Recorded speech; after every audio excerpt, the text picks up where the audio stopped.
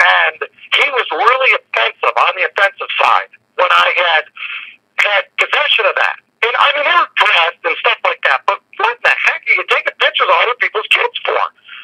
It's crazy. How many? So he had other pictures on there of kids in stores and things like that, and little videos that he made. And I also seen one to where he was following my kid around in a water park so much with his camera that my daughter called him a pervert. Yeah. I mean, it's just disgusting.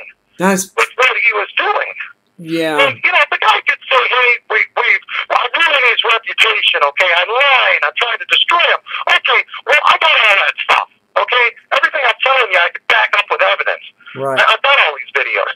There is actually a Facebook group page that's on the internet. It's a private group that that's all these people do is sit around and try to apprehend Mac. That's how many people hate him.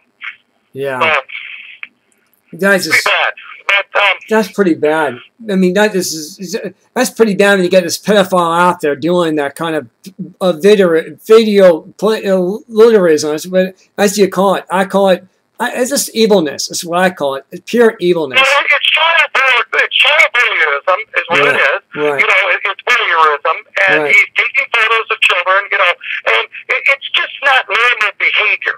You know, I go into the park, I take pictures of my kids, and I always try to crop out all these other kids. Right. I don't want other people's kids in my pictures, and you know, then if I post them, I don't have to worry about other kids, and right. I'd rather just do that.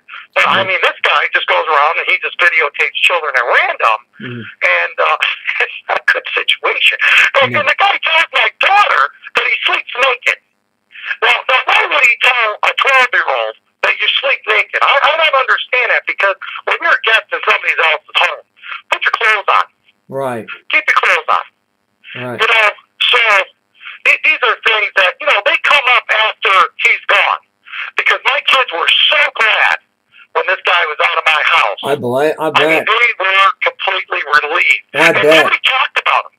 When we dropped him off at the bus station, it was out in Mitchell, right. South Dakota here. And on the way back home, everything was just completely quiet. It's like we were so stressed out, and now it was a relief. Right. And he was gone, and on the way back home, everything was just completely peace and quiet. Right. But I'm glad we got rid of the video of Matt Ferguson too, because you know we have had senators, we have had people like Dick Cheney, celebrities. We don't need this pedophile on our network at all. We don't need this. I'm glad you brought this out to me too as well. I'm glad you did. I didn't know about that either. I'm glad you told me. That's something I did not even know about. So I appreciate your time, Robert. I really do. I mean, we went over almost an hour and a half of this. Supposed to be an hour long, but I don't care, because it doesn't matter to me. Time does not matter to me. What matters to me is getting a full story. That's what matters to me. Getting the full